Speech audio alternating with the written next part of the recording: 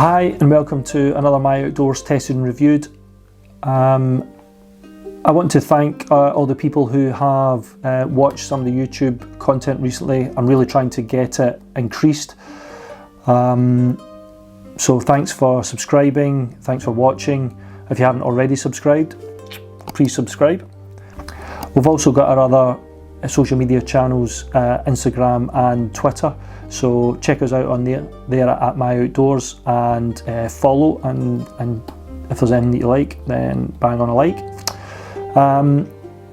Today though, if it wasn't already obvious, we are here to talk about this shoe here, the Inov-8 Trailfly Ultra G300 Max.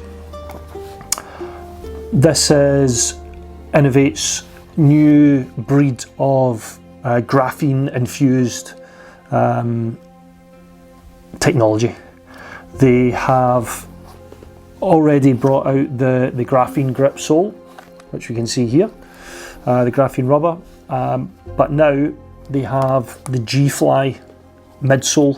So the benefits they are talking about is that it's got a 25% efficiency return to the runner. Also, knowing what I know about graphene, the makeup of the material will last longer. This has been designed for hard trail, bit of rock, road, a mixture of kind of hard pack material, not necessarily kind of muddy fell running. They have other trainers in their lineup for that. So that sort of brings us on to the sole unit. Now, as you can see here, the lug pattern, it is very grippy, and the lug pattern allows for that. It has a 4mm lug, but it's also got these lines that run back to front on the forefoot section, meaning that it's got that little bit more depth that you can see there, and I'll go in a wee bit more close up. The central part of the sole has this thing called adapter flex, and you can see me there as I do that. Now, what I have found, and it was kindly pointed out by another reviewer, Paul Barton, which I know very well, it does allow the shoe to kind of twist and turn a lot better, and you get this kind of really nice flex in the shoe, giving you a lot of sort of feedback on the forefront of the shoe, and obviously giving that kind of spring in the sole unit. The G-Flex, this section at the back here, now it's a 25mm at the rear, 19mm at the front, at the forefoot, giving it a 6mm drop, but the rear looks a lot chunkier than it is. There is a bit of drop into there for your heel that maybe makes it look a bit like another well-known shoe brand which has got chunky soles, but it's a kind of midway between that, and it's quite deceptive with this with the connection between the upper and the midsole. So bear that in mind. It's when you're buying them, you're not buying a chunky sole, you're buying a chunky air sole, and in that graphene, it's the technology says that there's a bit of return on to the user, and also efficiency, less energy, etc. And real world use, I'd say there is. You do benefit from that G-Fly, in my opinion. You do get a good bit of return from it. And do you feel faster?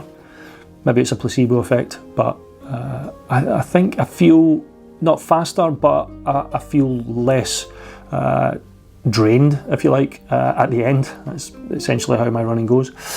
So the G-Fly, yeah, I think there's benefits there. I think for the end user, for the real world user, I'm obviously no athlete, but this does do what it says on the tin, I think. For the upper, very breathable through here, through the vented part. You'll see on the toe there is a kind of hardened area, and it's good for the kind of rocky sections, etc. A big thing to consider when getting the right fit for this G-Fly, I've got quite a narrow foot, and you can see how that's pretty much, I pull in the laces from there, so you can see that I'm having to use a lot of the upper across the foot. Also, I had to size up one full size, generally a UK 11. I had to go up to a UK 12. Even then, it's probably a little bit borderline for my bigger foot, my right foot. So bear that in mind for the fit.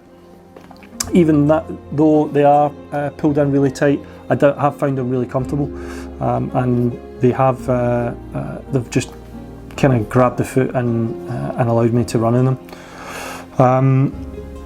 Good venting, they don't smell too bad after 120 miles I think I've done in them. So they've done well, they've been wet. I've had them in probably muddier conditions than they should be, but I've had them on rock as well. Went for a bit of a scramble up the back of Scafell Pike, and they did really well. So really sort of good for all-round shoe. Not obviously, as I mentioned earlier, not mud. Also, be very careful, and this is maybe a little bit controversial for the old graphene grip, wet rock. In the wet, I've found that it doesn't grip really, really well. I think there's better shoes with better grip in the wet, but it's got a reasonable amount of grip. It's just one to be careful of when descending on wet rock potentially, and kind of obviously when you're heading up, and if the rock's wet, you don't want to be slipping off something nasty. So the graphene grip doesn't quite bite, in my opinion, when it's wet. I don't know. That's a bit controversial, I think. Really nice shoe. Obviously flat lock lace. Does anybody else do this? I tried this on these shoes, the runner's lace. What I did find was that it got quite high on the tongue when the lace went across, and it was kind of borderline to the top of the tongue once your foot was in it and it was moving, etc. Just so I had to be careful to make sure that the tongue was fully pulled out. It worked really well actually, it locked down. Not something I've done before on shoes. So things to consider when you're buying the G-Fly. It's an £170 trail shoe. It's quite expensive, but as you can see, and I'll go back to the grip again, still a lot of tread and the kind of knobbles on the rubber. The wear on the rubber lasts a long time, so they should, in essence, last longer. And if the midsole's got this graphene G-Fly in it, then the midsole's going to last longer as well, and that compression will take a longer time. So in essence, these trainers should last longer. So at £170, maybe we're going to get more wear out our shoe, benefiting everybody, financially, environmentally. So the G-Fly has got sustainability built into it. I would recommend these shoes. I would recommend that you go to possibly their new shop and just outside Kendal in Staveley, and try them on first though. Make sure you get the right fit. Make sure you're going to use them in the right terrain, and be careful in the wet.